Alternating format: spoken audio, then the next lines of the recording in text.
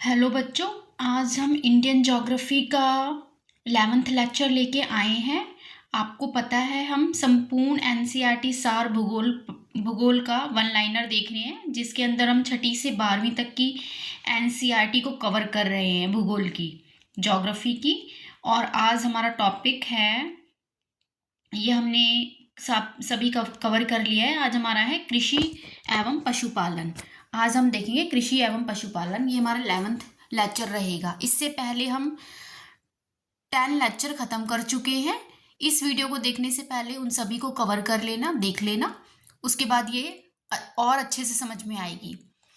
इसके कृषि और पशुपालन में हम देखेंगे चावल, गेहूं, कहवा, चाय, गन्ना, जूट, कपास, सोयाबीन, तिलहन फसलें, अन्य फसलें, फल, पशुपालन, मछली पालन, प्रमुख अनुसंधान केंद्र, विविध, इन सभी को कवर करेंगे। ठीक है, चलिए वीडियो स्टार्ट करते हैं।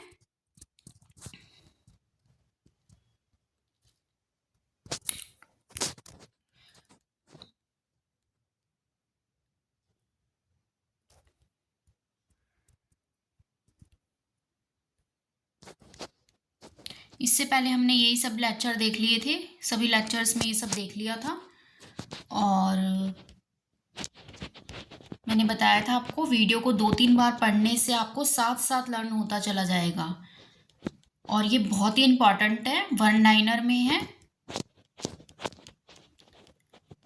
ये देखो साइड में आप देख सकते हैं कि बहुत सारे प्रीवियस ईयर में इनमें से क्वेश्चन पूछे गए हैं। ये एक्चुअली एनसीईआरटी का, पूरी एनसीईआरटी का निचोड़ है, सभी इंपॉर्टेंट। और मोस्टली सारी ही एनसीईआरटी को कवर किया गया है, ऐसा नहीं है कि छोड़कर किया गया है, सब कुछ कवर किया गया है। मतलब चावल के बारे में बताया गया है, तो जो राइस चावल बताया गया है वो जो 6th क्लास में सारा एनसीईआरटी का है, 7th में है, 8th में है, 9th में है, 10th में है, 11th में भी बात की गई, उन सबको टोटल मिला के चावल यहाँ पे दिया गया है। मतलब कोई इन्फॉर्मेशन नहीं है जो रह जाए। इसलिए मैं कहती हूँ इसे भी कवर कर लेंगे तो आपका ज्योग्राफी का मुझे नहीं लगता कुछ भी रह जाएगा आपका। चलिए स्टार्ट करते हैं। कृषि एवं पशुपालन, एग्रीकल्चर के बारे में पढ़ेंगे पहले हम। चावल, ठीक है, थोड़ा सा जूम कर लेते हैं।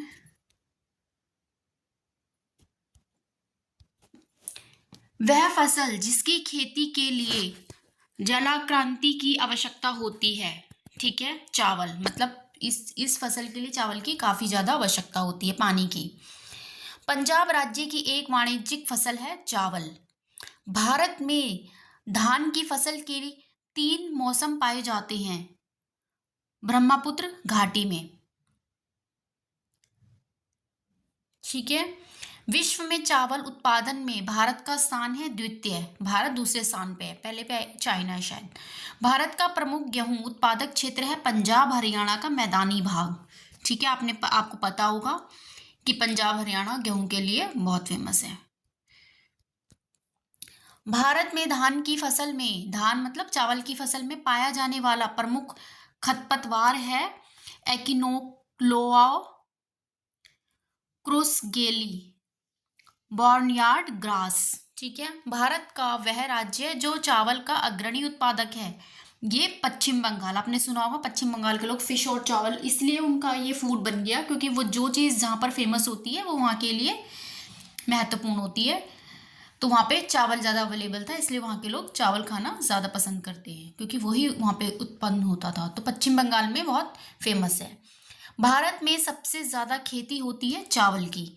भारत में सबसे अधिक उपज देने वाली खाद्य फसल है चावल। वह फसल जिसकी रोपाई की जाती है धान, ठीक है। धान वही चावल के बारे में देखिए आप साइड में, कितनी बार कौन कौन से एग्जाम, यूपी पीसीएस, इतने बड़े बड़े एग्जाम में, आरआरबी, इन सब एग्जाम्स में पूछा गया है। धान में सफेदा रोग की रोकथाम के लिए छिड़काव किया जाता है फेरस सल्फेट का। फेरस सल्फेट जो होता है उसका छिड़काव किया जाता है ताकि फसल खराब ना हो। रेनबो क्रांति संबंधित है कृषि एवं संबंधित क्षेत्रों के समग्र विकास से। बासमती चावल के दाने पकाने पर लंबे हो जाते हैं क्योंकि उसमें बहुमूल्य है, क्या सबसे ज्यादा है, किस रीजन से बासमती चावल बनने के बाद लंबा हो जाता है? एमाइजोल, लोज, एमाई लोज। स्थानांतरी कृषि प्रचलित है नागालैंड में। कुल उत्पादन के सापेक्ष वह फसल जिसका अंतर्राष्ट्रीय व्यापार कम है क्या है? चावल। जया पंजा एवं कृषि किस धान्य की उत्पन्न किसमें है? धान की। ये उत्पन्न किसमें किसकी है? धान की। भारत में चावल के 4 प्रमुख उत्पादक राज्य है: पश्चिम बंगाल, पंजाब, उत्तर प्रदेश और आंध्र प्रदेश।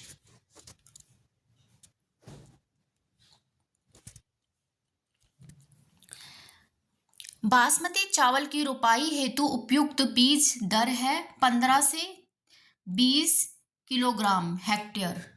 चावल का दूसरा प्रमुख उत्पादक राज्य है उत्तर प्रदेश। उत्तर प्रदेश बहुत फेमस है।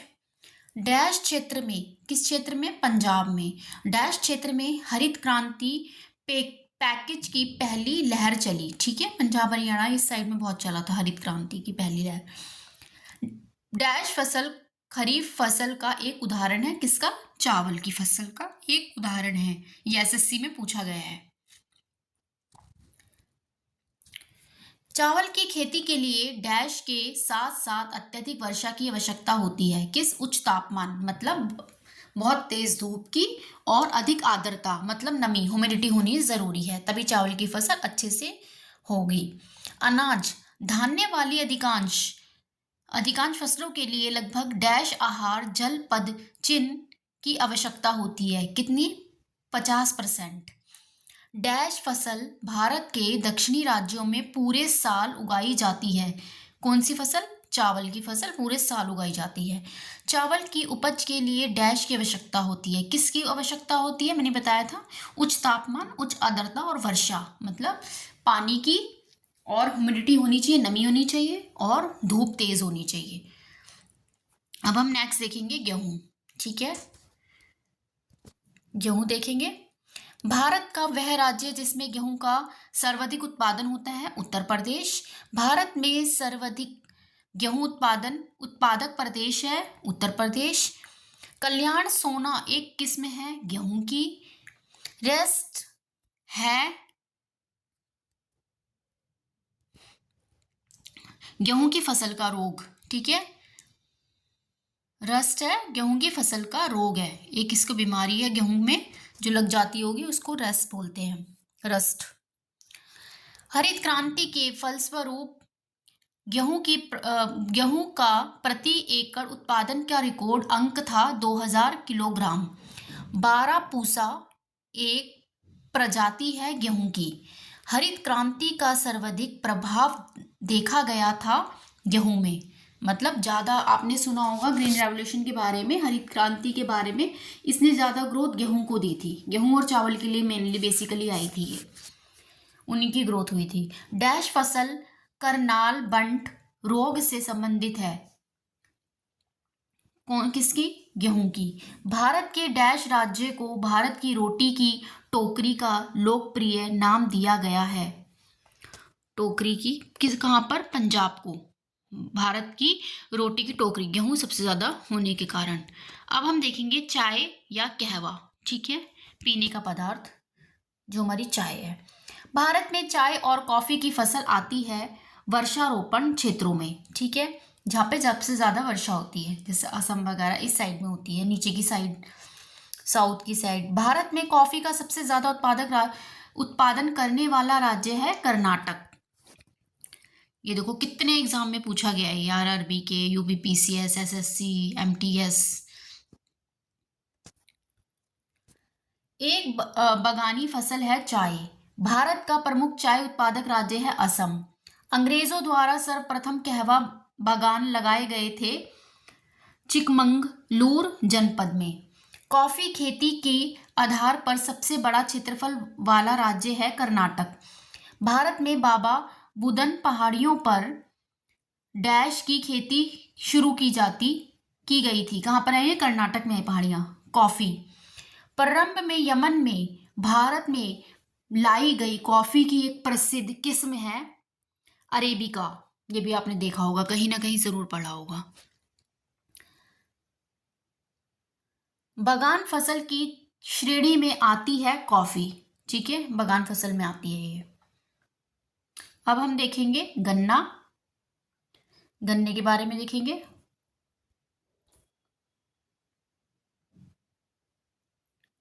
गन्ना, भारत का वह राज्य है जो गन्ने का अग्रणी उत्पादक है, उत्तर प्रदेश।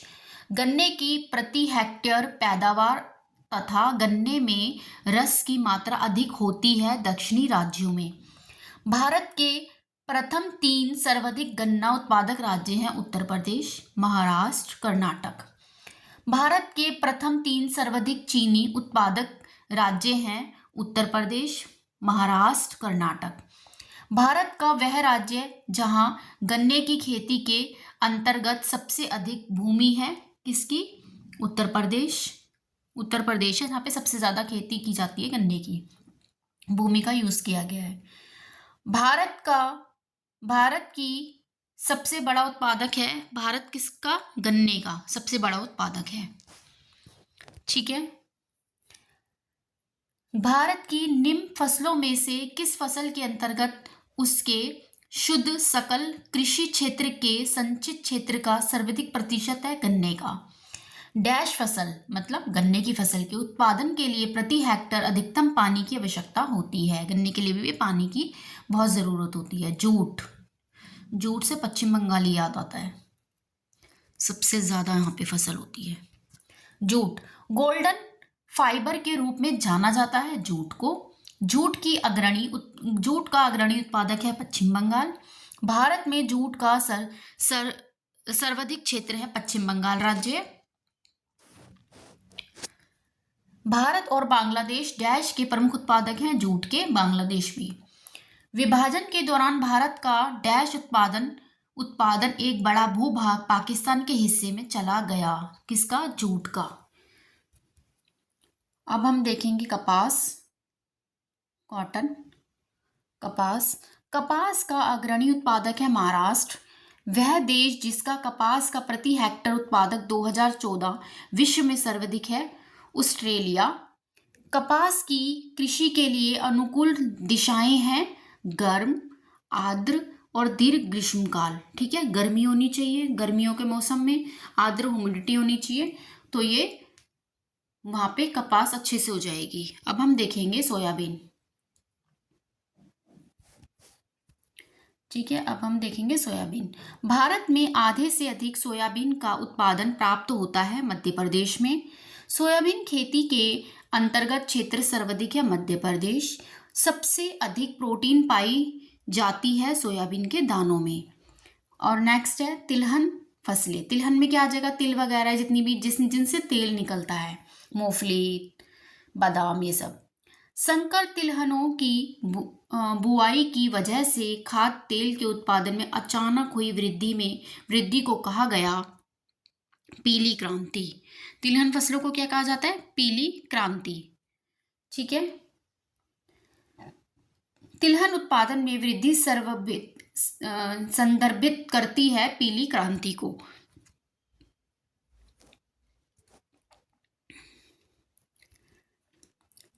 पीतांबरी एक प्रजाति है पीली सरसों की। भारत में तिलहन का सबसे बड़ा उत्पादक है राजस्थान। सूरजमुखी की खेती में अग्रणी है कर्नाटक राज्य। डैश खरीफ की फसल है, मूंगफली जो है खरीफ की फसल है। उत्तर भारत में खरीफ की फसल है और दक्षिण भारत में रबी की फसल है, क्या? तिल। ठीक है, इसको उत्तर भारत में खरीफ की फसल कहते हैं और दक्षिण भारत में रबी की फसल कहते हैं, किसको? तिल को। अन्य फसलें और फल, ठीक है, इसके बारे में देखेंगे। एक खाद रोपण फसल नहीं है रबड़। भारत में खाद रोपण फसल नहीं है, क्या? रबड़। भारत में फसली ऋतुएं पाई जाती हैं 3।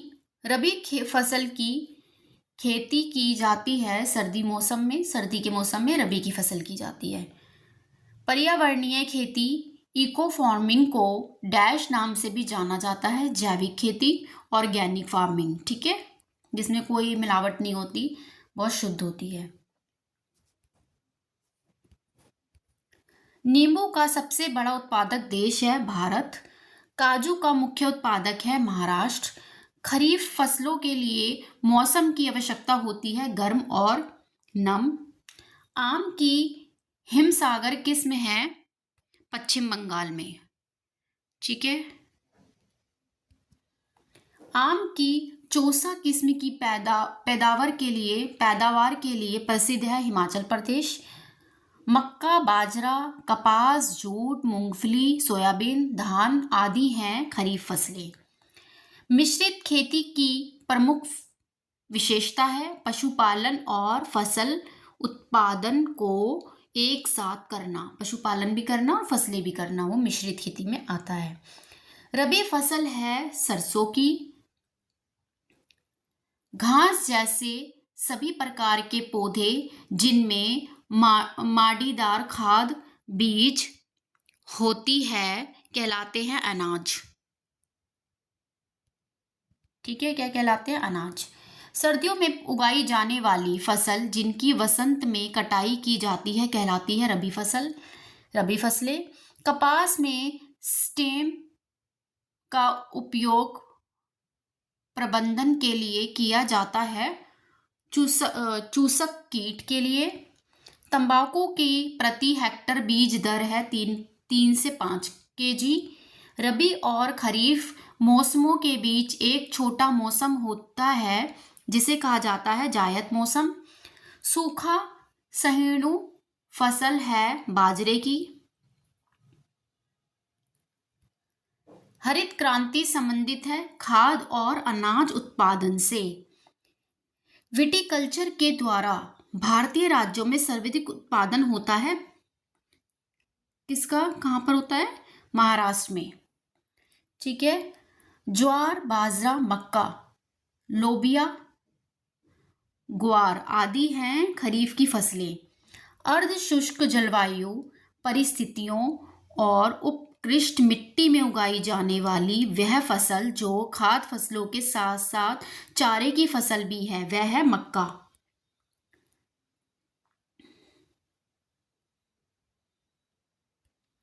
रोपण फसल नहीं है बाजरा। जम्मू कश्मीर का एक उत्पादक है केसर। भारत का वह राज्य जो रबड़ का अग्रणी उत्पादक है क्या हुआ? केरल।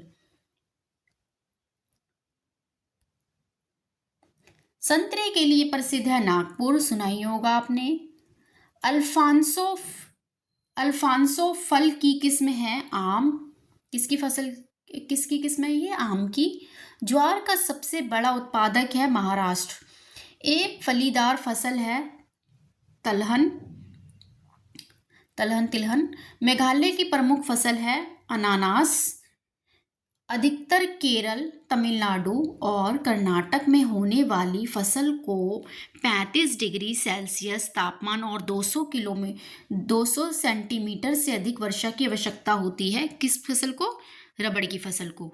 ठीक है, किसको होती है? रबड़ की फसल को।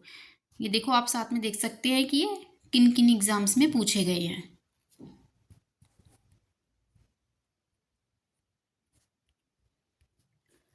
एक स्थानांतरण खेती बेवर भारतीय राज्य में प्रचलित है मध्य प्रदेश में। फसलों की सर्वाधिक किस्में पाई जाती है उत्तर प्रदेश में। वह फसल जो मूल्य नियंत्रण हेतु भारत सरकार के मूल्य संयंत्रीकरण कोष के अंतर्गत संरक्षित है आलू। वह फसल जो लवण सहिष्णु है चुकंदर। खड़ी फसल की कटाई करने से पहले अगली फसल की बुआई करना कहलाता है रिले खेती।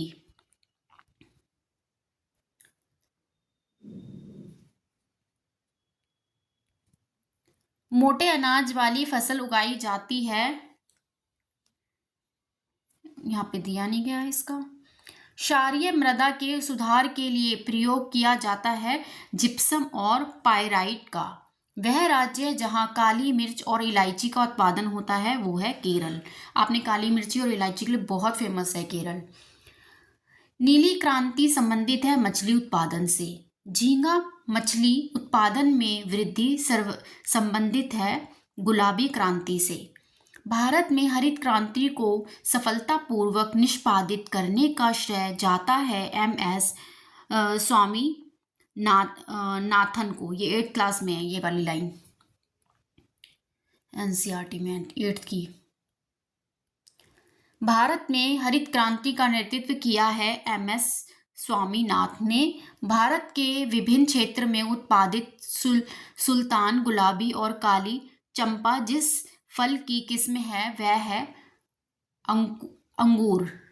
वह फसल जो आरा, मक्खी कीट से संबंधित होती है सरसों, राई। वह फसल जिसमें नील हरित शैवाल का प्रयोग जैविक उर्वरक के रूप में सबसे लाभदायक होगा वो है धान की खेती में।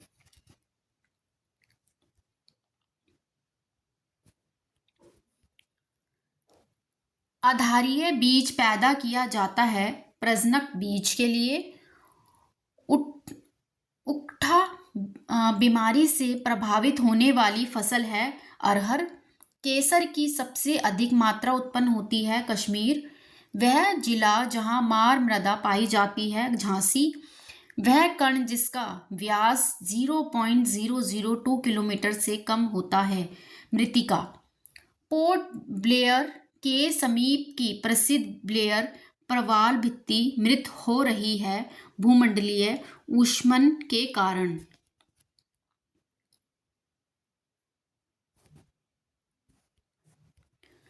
वह फसलें जो जायद में मुख्यतः संचित क्षेत्रों में उगाई जाती है मूंग और उड़द। भारत में काली मिर्च का सर्वाधिक उत्पादक है केरल, वर्तमान में कर्नाटक। इलायची का एक महत्वपूर्ण उत्पादक इडुक्की स्थित है केरल में। वह कृषि जिसे करने की प्रक्रिया पर्यावरण संरक्षण में सहायक है जैविक खेती में। मक्के की खेती की जा सकती है वर्ष भर। शक्तिमान 1 और शक्तिमान 2 अनुवांशिक परिवर्तित फसलें हैं मक्का। झूमिंग सर्वाधिक व्यवहृत है नागालैंड में। भारत का झूम की खेती होती है ना नागालैंड। भारत का सबसे बड़ा चाय उत्पादक राज्य है असम है। भारत का वह राज्य जो अनाज उत्पादन में अधिकतम अंशदान करता है उत्तर प्रदेश। भारत में ठेकेदारी कृषि को लागू करने में अग्रणी राज्य है पंजाब। स्टॉक फार्मिंग है पशुओं का प्रजनन एवं पशुपालन से। भारत का वह राज्य जो हरित गृह कृषि प्रारंभ की है पंजाब ने। इलायची का एक महत्वपूर्ण उत्पादक इडुक्की अवस्थित है केरल में। ठीक है। विश्व में नारियल का सबसे बड़ा उत्पादक देश है इंडोनेशिया। मूंगा रेशम की एक ऐसी किस्म है जो पूरे विश्व में केवल भारत में होती है। यह होती है असम में। ठीक है।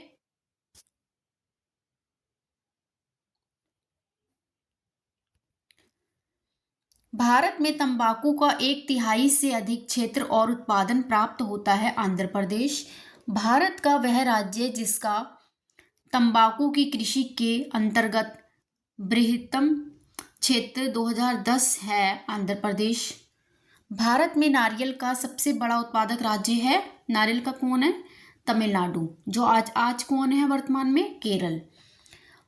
दक्षिण भारत में उच्च कृषि उत्पादकता क्षेत्र पाया जाता है तमिलनाडु तट पर। कौशल फसल की उन्नत प्रजाति है मूंगफली।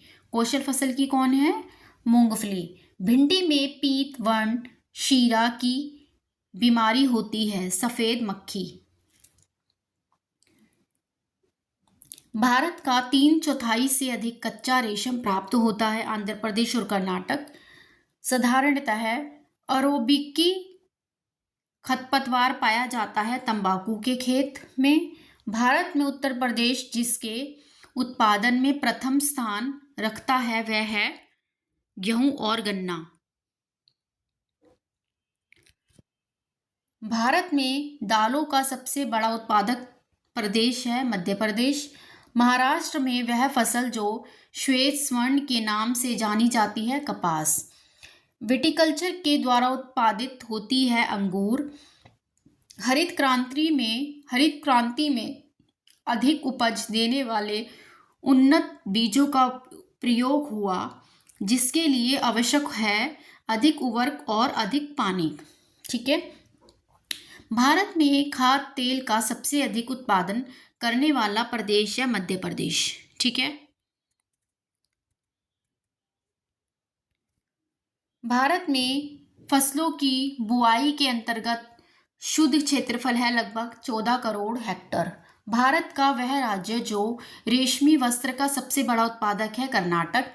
वह दलहनी फसल जो वातावरण की अत्रजन नत्रजन स्थिरीकरण नहीं करती राजमा। आम की सर्वाधिक निर्यातित किस्म है अल्फोंसो। प्राकृतिक रबड़ के उत्पादन में भारत का स्थान है चौथा। रबड़ के मामले में भारत का स्थान है चौथा। डैश को असम में झूम के नाम रूप में भी जाना जाता है। स्थानांतरित कृषि को झूम के नाम से भी जाना जाता है।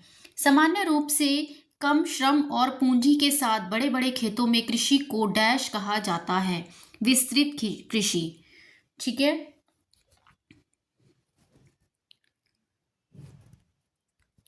स्थानांतरित खेती को बेरिंगा के नाम से जाना जाता है उड़ीसा राज्य में। भारत में जायद के मौसम में फसल उगाई जाती है खीरा। 2020 तक भारत में ज्वार का सबसे बड़ा उत्पादक है महाराष्ट्र राज्य। निर्वाह कृषि से तात्पर्य है कृषक मुख्य रूप से बाजार के लिए उत्पादन करते हैं। खरीफ की फसल डैश के मौसम में उगाई जाती है। कब? वर्षा के मौसम में उगाई जाती है। खरीफ की डैश फसल को भोजन और चारे दोनों के रूप में इस्तेमाल किया जाता है। किसकी फसल को? मक्का की। खरीफ की जो मक्का फसल है उसको चारे और भोजन में यूज किया जाता है। आदिम जीविका कृषि की विशेषता है कर्तन और दहन। केरा जिला सहकारी दूध उत्पादन सिंह लिमिटेड के कार्य का विस्तार करने में मदद की, जिससे वह श्वेत क्रांति का अग्रदूत बना। वर्गीज कुरियन ने। ठीक है। अमूल डैश से दूध और दूध के उत्पादन में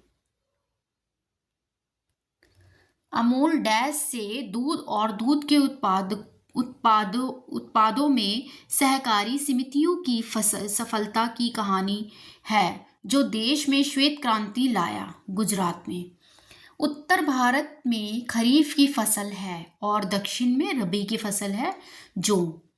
भारत में हरित क्रांति के दौरान खेती के आधुनिक तरीकों को आजमाने वाला पहला राज्य है पंजाब। भारत में हरित क्रांति का जनक कहा जाता है नॉर्मन बोरलॉग। भारत में डैश मौसम में तरबूज, खरबूजा आदि का उत्पादन किया जाता है जायद मौसम में। जायद ऋतु की एक फसल है कद्दू।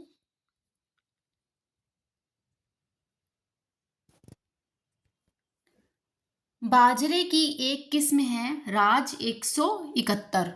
कृषि के संदर्भ में बरानी शब्द का अर्थ है वर्षा धान खेती। डैश क्षेत्र ने अपने संतरे के उत्पादन के लिए भौगोलिक संकेतक प्राप्त किया है कुर्ग क्षेत्र ने। ठीक है। कुर्ग क्षेत्र ने अपने संतरों के उत्पादन के लिए भौगोलिक संकेतक प्राप्त किया है। भारत में इलायची का सबसे बड़ा उत्पादक राज्य है केरल। पेड़ों की कतारों के बीच में फसलें उगाने को कहते हैं कृषि वानिकी। भारत में लाख का सबसे अधिक उत्पादन होता है झारखंड में। सघन खेती का संबंध डैश से है। किससे है? मौजूदा भूमि के सघन उपयोग से उपज बढ़ाना। ठीक है। भारत में डैश कार्य क्षेत्र में सबसे अधिक लोग कार्य करते हैं कृषि में। ठीक है।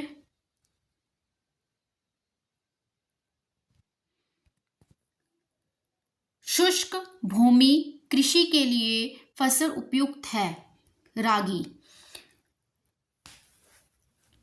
रागी के लिए उत्तरी भारत के राज्यों में बाजरे की खेती डैश कृषि क्षेत्रों के दौरान की जाती है। किसके दौरान की जाती है? खरीफ के दौरान।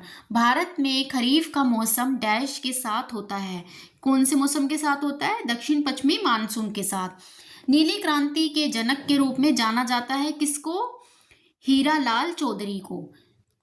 सिल्वर फाइबर क्रांति डैश से संबंधित है। किससे संबंधित है? कपास से।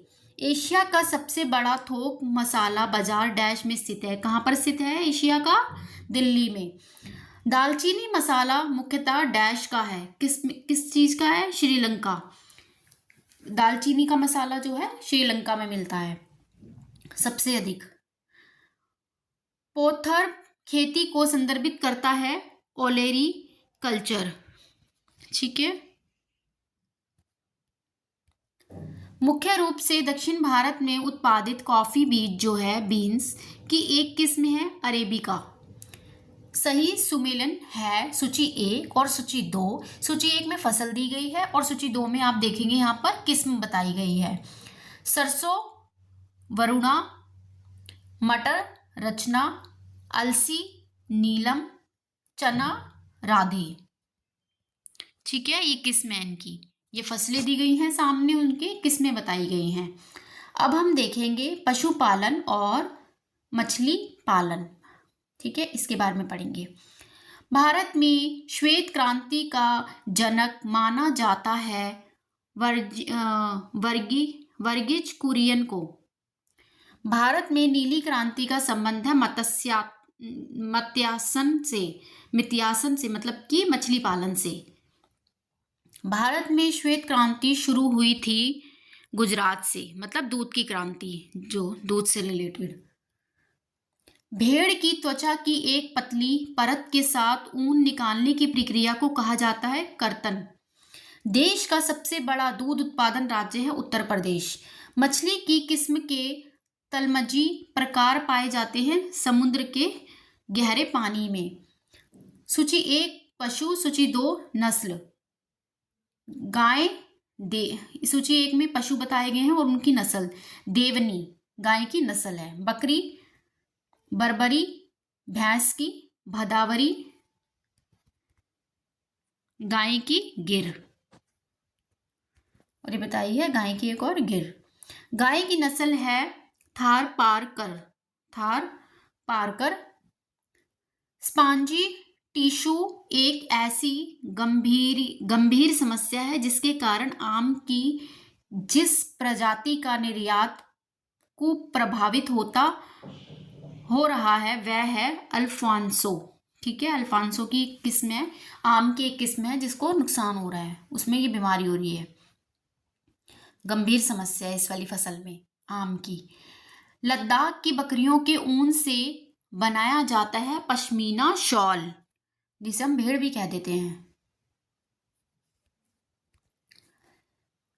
भारत का वह राज्य जिसमें सर्वाधिक बकरियों की संख्या है राजस्थान। बन्नी नस्ल की भैंस मुख्य रूप से पाली जाती है गुजरात राज्य में। श्वेत क्रांति संबंधित है दूध उत्पादन से।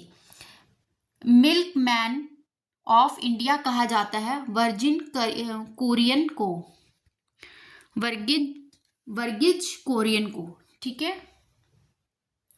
अब हम देखेंगे यहाँ पर मुख्य प्रमुख अनुसंधान और केंद्र। मिट्टी का स्वास्थ्य परिपत्र के संबंध में सत्य कथन है यह निःशुल्क प्राप्त होता है। यह राज्य उपज के लिए मिट्टी की गुणवत्ता वृद्धि हेतु जानकारी देता है। यह फसल की आवश्यकता अनुसार उर्वरक की सही मात्रा की जानकारी देता है। भारतीय दलहन अनुसंधान संस्थान अवस्थित है कानपुर में। भारतीय कपास अनुसंधान संस्थान स्थित है नागपुर में।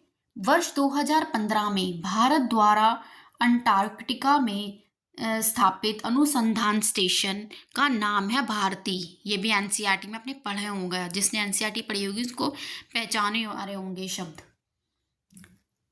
अंटार्कटिका में भारत के अनुसंधान स्टेशन है 3। भारत के राष्ट्रीय सर्वेक्षण और मानचित्रण संगठन को विज्ञान और प्रौद्योगिकी विभाग के तहत स्थापित किया गया था वर्ष 1767 में। टी बोर्ड ऑफ इंडिया का मुख्य कार्यालय स्थित है कलकत्ता में। हरिश्चंद्र अनुसंधान संस्थान स्थित है इलाहाबाद प्रयागराज में। केंद्रीय औषधि अनुसंधान संस्थान स्थित है लखनऊ में। वन अनुसंधान संस्था स्थित है देहरादून में। ठीक है, ये चीजें तो लर्न करने वाले हैं, आपको पढ़ के बार बार पढ़ोगे तो लर्न हो जाएंगी।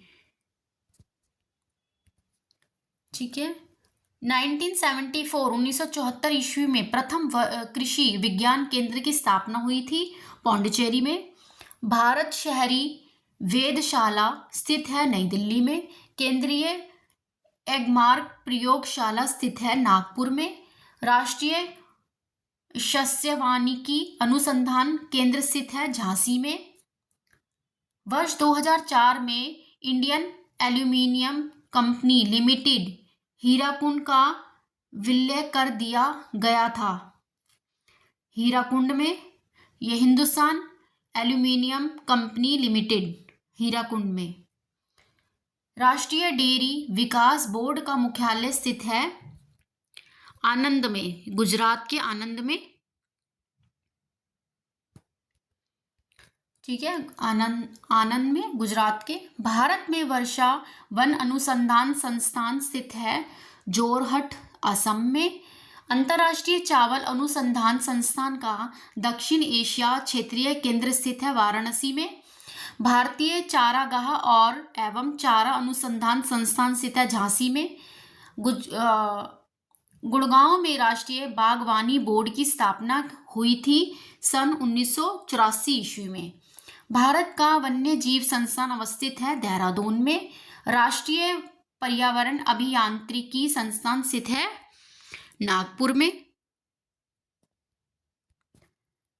में। इंडियन ब्यूरो ऑफ माइंस का मुख्यालय अवस्थित है नागपुर में। खेती के लिए फसल चक्र का महत्व है। इससे उत्पादन में वृद्धि होती है। मृदा की उर्वरकता संरक्षित रहती है। मृदा कटाव कम होता है। अब नेक्स्ट है, भारत द्वारा दक्षिण पोलर क्षेत्र अंटार्कटिका में तीसरा स्थायी शोध स्टेशन स्थापित करने का प्रभाव है। इसका नाम प्रस्तावित है भारती। ये बहुत बार पूछा गया भारती। फसल प्रणाली शोध निदेशालय स्थित है मेरठ में। अंटार्कटिका में भारत के दूसरे स्थायी स्टेशन का नाम है मैत्री। भारत और एशिया का पहला डॉल्फिन अनुसंधान केंद्र स्थापित किया जाएगा पटना में।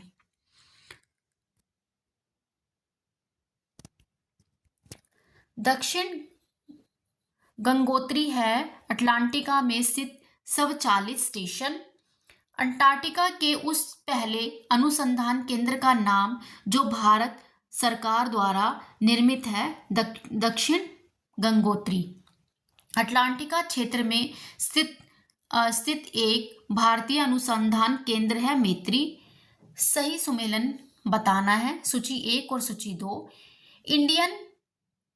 Indian grand storage management and research institute कहाँ पे? हापुड़ में। राष्ट्रीय उद्यमिता और लघु व्यवसाय विकास संस्थान है नोएडा में।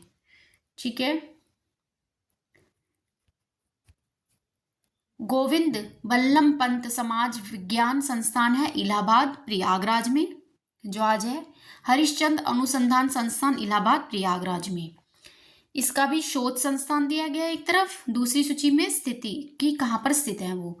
शुष्क वन अनुसंधान संस्थान हिमाचल, वन अनुसंधान संस्थान, वन अनुसंधान, अच्छा ये नंबर वाइज, शुष्क वन अनुसंधान संस्थान है जोधपुर में, हिमालय वन अनुसंधान संस्थान है शिमला में, और वन अनुसंधान संस्थान है देहरादून में।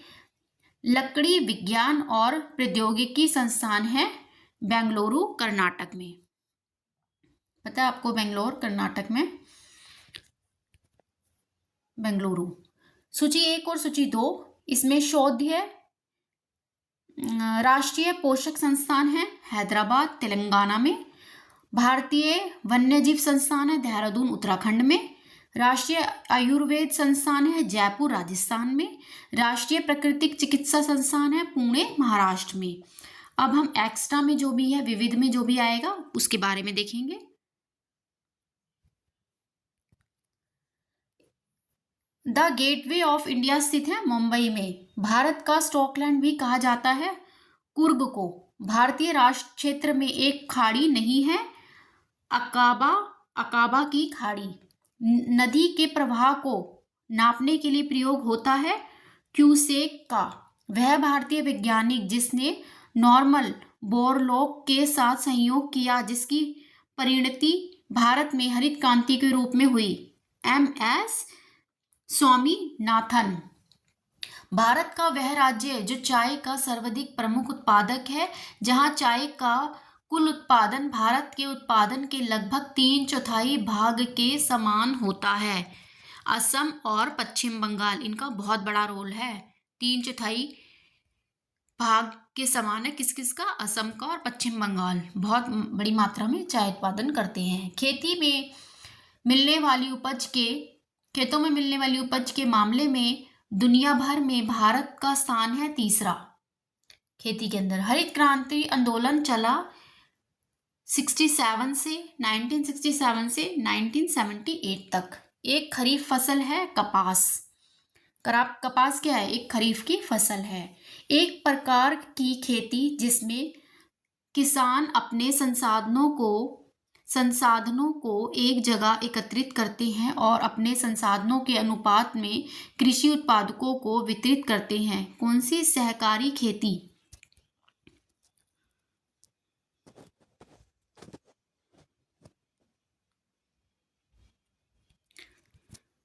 किसानों को अपनी कॉफी के लिए बेहतर मूल्य निर्धारण में मदद करने के लिए कॉफी बोर्ड ने नवीन मार्केट प्लस ऐप की शुरुआत की। कॉफी ब्लॉकचेन खेती का वह रूप जिसमें किसान और किसान के परिवार के निर्वाह के लिए लगभग सभी फसलें उगाई जाती हैं या पशुपालन किए जाते हैं, उसे पारंपरिक रूप से जाना जाता है जैविका कृषि नाम से, जो उनके अपने खुद के इस्तेमाल के लिए की जाती है। भारत में प्रमुख सुपारी उत्पादक राज्य है कर्नाटक। दुनिया में दूसरा सबसे बड़ा फसल उत्पादक देश है भारत। उत्तर भारत में कृषि के लिए प्रयुक्त भूमि का प्रतिशत है 68.7।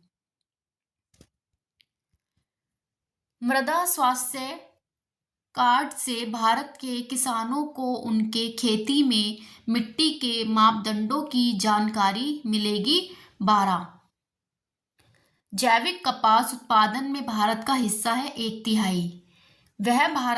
वह प्रकार जो उस कृषि प्रणाली को दर्शाता है जिसमें एक ही फसल लंबे चौड़े क्षेत्र में उगाई जाती है, रोपण कृषि। भारत में सोयाबीन किसानों की मदद के लिए चौपाल, जिसे आमतौर पर सोया चौपाल प्रोग्राम कहा जाता है, एक फसल है ITC की। APEDA का विस्तृत रूप है कृषि और प्रसंस्कृत खाद्य उत्पादन निर्यात विकास प्राधिकरण। ठीक है, इसकी ये फुल फॉर्म है। किसानों को लाभ पहुंचाने हेतु कृषि उपज की सहकारी विपणन को बढ़ावा देने के उद्देश्य से स्थापित किया गया था नाफेड को। भारत का सबसे पहला और एकमात्र केंद्र शासित प्रदेश है जहां का सारा काम काज पूर्णतः और सौर ऊर्जा से संचालित होता है दीव। नेपाली भाषा मुख्य रूप से बोली जाती है सिक्किम में।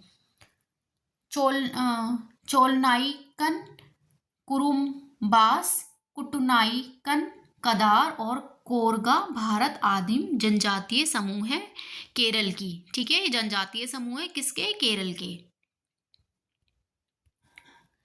भूटिया जनजाति जो अपनी पारंपरिक भव्यता, कला और पाक शैली के लिए व्यापक रूप से जानी जाती है, पाई जाती है सिक्किम में। अंगामी वे जनजातियां हैं जो रहती हैं नागालैंड में।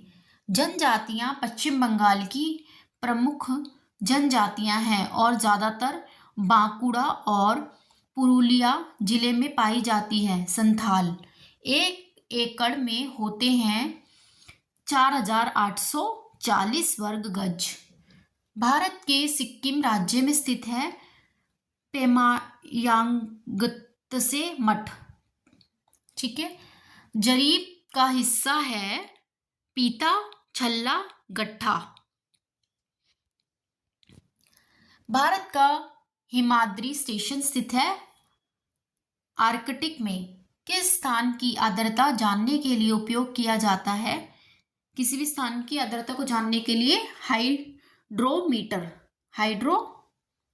हाइग्रोमीटर। सर्वे मैप 45D/7 के अंतर्गत राज्य हैं गुजरात और राजस्थान। गुंबद जैसी संरचना वाले जल निकासी पैटर्न को निरूपित करता है त्रिज्यीय।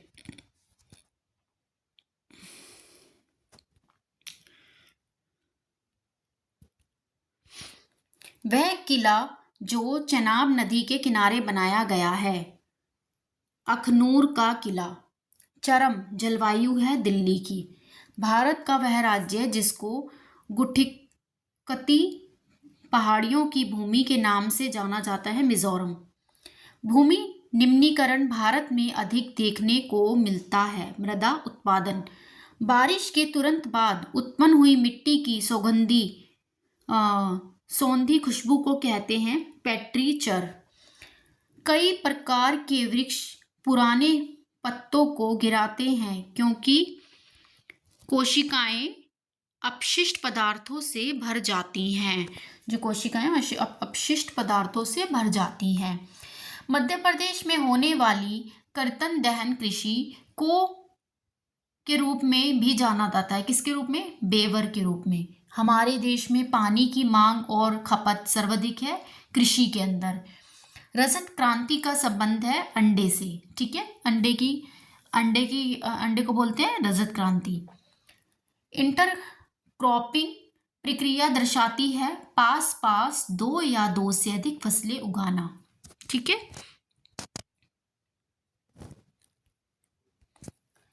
शहद के उत्पादन से संबंधित है मीठी क्रांति। समुच्च जुताई है समुच्च रेखाओं के साथ ढालू भूमि पर जुताई। उर्वरकों में क्रांति का संबंध है भूमि रंग से। अंडमान और निकोबार द्वीप समूह में स्टैल्श एंड बर्न कृषि को कहा जाता है डिप्पा। भारत में धूसर क्रांति का संबंध है उर्वरक उत्पादन से। स्थानांतरित कृषि का अन्य नाम है झूम। ठीक है, कच्चे रेशम का उच्चतम उत्पादन है कर्नाटक। भारत में हरित क्रांति के अग्रदूत और प्रसिद्ध कृषि वैज्ञानिक हैं गुरचरण सिंह कालकट। जवाहरलाल नेहरू जवाहरलाल नेहरू बंदरगाह स्थित है नवी मुंबई में। भारतीय रेलवे ने जम्मू और कश्मीर में विश्व के सबसे ऊंचे रेलवे आर्क ब्रिज का निर्माण कार्य पूरा किया चिनाब नदी पर। ठीक है, जल एकत्र करने का एक पारंपरिक तरीका है बावड़ी। अधिक ऊंचाई वाले क्षेत्रों में बर्फ की सफाई की जाती है। सीमा सड़क संगठन। ठीक है। सीमा सड़क संगठन। ऑपरेशन थ्रस्ट शुरू किया गया था रेलवे सुरक्षा बल द्वारा। शुष्क या अर्धशुष्क और गर्म इलाकों में नियंत्रित रूप से लगातार पानी उपलब्ध कराने की एक व्यवस्था है कनात। वह राज्य जहां शियांग नदी पर भारत के सबसे लंबे 300 metre single lane steel cable suspension पुल का उद्घाटन किया गया था अरुणाचल प्रदेश। ठीक है, अरुणाचल प्रदेश में। यहाँ पे हम देखेंगे गुजरात के कच्छ जिले में थार राजस्थान में एक लवणीय दलदल है जिसे बोलते हैं हम कच्छ का रण। बहुत जानवर मिलते हैं यहाँ पे।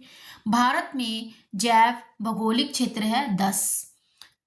रायथू बंधु योजना है तेलंगाना राज्य की। भारत के रामेश्वरम द्वीप तथा श्रीलंका के मन्नार द्वीप के मध्य स्थित है राम सेतु। मछलीपट्टनम और मुसलीपट्टनम भारत के पूर्वी तट पर एक समृद्ध बंदरगाह है जो अपने लिए कलमकारी के लिए प्रसिद्ध था। 0 माइल्स स्टोन को ब्रिटिश द्वारा स्थापित किया गया था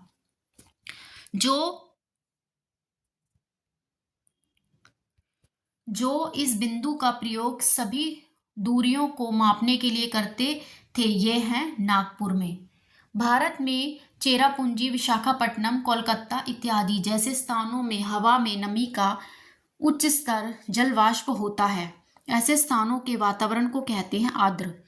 हमारे ग्रह धरती का नाम उत्पन्न है अंग्रेजी भाषा से। वह देश जो भारत के साथ कच्छ के रण का कुछ हिस्सा साझा करता है पाकिस्तान। भारतीय दंड संहिता का समुद्र में क्षेत्राधिकार फैला हुआ है 12 समुद्री मील।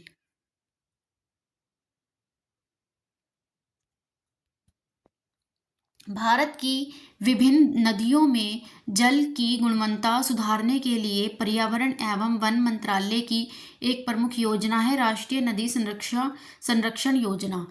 भूजल रिसाव के द्वारा रिचार्ज हो जाता है। कुछ स्थानों पर भूजल भौमजल स्तर के नीचे कठोर चट्टान की परतों के बीच होता है। इस जल को कहते हैं एक्वीफर। महानदी बेसिन में बना वह बांध जो बाढ़ नियंत्रण के साथ जल संरक्षण को समाहित करता है हीराकुंड बांध। भारत और अफगानिस्तान के द्वारा बनाए गए मैत्री बांध का नाम है सलमा बांध। वह शहर जिसको भारत के मैनचेस्टर के रूप में जाना जाता है अहमदाबाद। अहमदाबाद अपनी स्थापना की जयंती मना रहा है। कौन सी? 600वीं। प्रमाणित बीज के थैलों पर प्रयोग किए जाने वाले टैग का रंग है नीला। औद्योगिकरण का अनुसरण करता है नगरीकरण। डायमंड हार्बर तथा सॉल्ट लेक मिट्टी अवस्थित है कोलकाता में। वह प्रदेश जिसमें सर्वाधिक अनुसूचित जनसंख्या है मध्य प्रदेश। भारत में वरिष्ठ आयु निर्भरता अनुपात 2001 में है 14.2%। भारत में मलिन बस्तियों की जनसंख्या का सर्वाधिक संकेंद्रण पाया जाता है महाराष्ट्र में।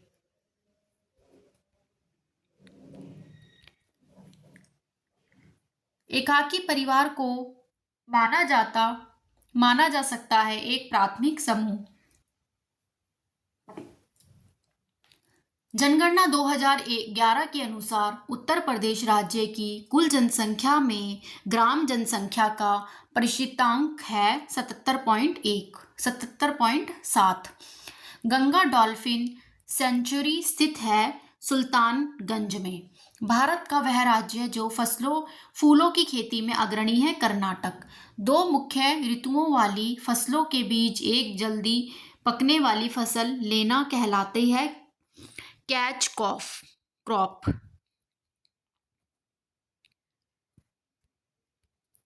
भारत में हरित क्रांति आई थी 1960 से 70 के दशक में। भारत की हरित क्रांति में डैश के बीजों ने एक अहम भूमिका निभाई थी। उच्च उपज वाली किस्म का रोल निभाया था। भारत कृषि में हरित क्रांति का अर्थ है उद्यानों का उत्पादन में असाधारण वृद्धि। स्थानांतरण कृषि को डैश नाम से भी जाना जाता है, स्लैश और बर्न। खेती के डैश को स्लैश एंड बर्न कृषि कहा जाता है। आदिम पारंपरिक निर्वाह खेती।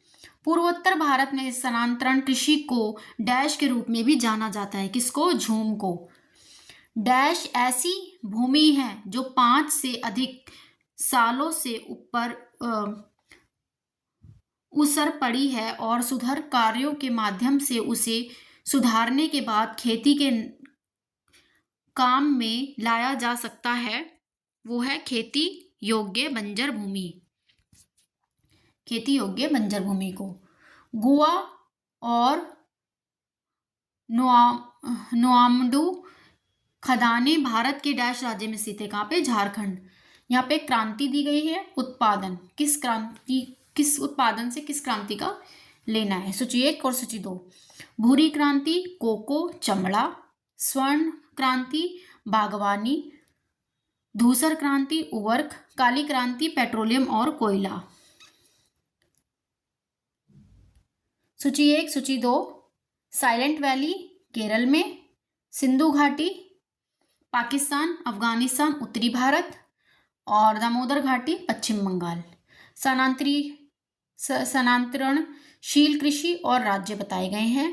पूनम केरल में, बीरा मध्य प्रदेश, झूम असम में, पोडू उड़ीसा। ये अलग अलग राज्यों में स्थानांतरण कृषि को अलग अलग नाम दिए गए हैं, तो इसलिए मैच करना है कौन से राज्य में किस नाम से बुलाया जाता है स्थानांतरण कृषि को। सूची 1 और सूची 2 में नृत्य और माने हुए कलाकार। कथकली कृष्णन नायर, कुचिपुड़ी राजा और राधा रेड्डी, भरतनाट्यम यामिनी कृष्णमूर्ति, कथक उमा शर्मा। अब हम यहाँ देखेंगे सूची 1 और सूची 2 दी गई है। मत्स्य पालन मछली से, फूलों की खेती फूल से, रेशम के कीड़े का पालन रेशम से, अंगूर की खेती अंगूर से। ठीक है, चलिए आज हमारा ये इंडियन ज्योग्राफी का लेक्चर और इंडियन ज्योग्राफी आज हमारी यहीं पर ख़त्म होती है। इसमें टोटल 11 लेक्चर हैं। मेरे हिसाब से आप 2 से 3 बार हर वीडियो को अच्छे से देखेंगे तो आपको साथ ही साथ लर्न हो जाएगा। ऐसा देखने पर लगेगा कि लर्न नहीं हो रहा, बट 2 से 3 बार वीडियो रिपीट करोगे, लर्न करोगे, चीज़ें साथ साथ लर्न होती चली जाएंगी। तो आज हमारा इंडियन ज्योग्राफी ख़त्म होती है। नेक्स्ट वीडियो में हम लेकर आएंगे विश्व का भूगोल। ठीक है, वर्ल्ड ज्योग्राफी के बारे में पढ़ेंगे, जिसमें हम ब्रह्मांड और सौरमंडल देखेंगे। चलिए आज की वीडियो हम यहीं समाप्त करते हैं।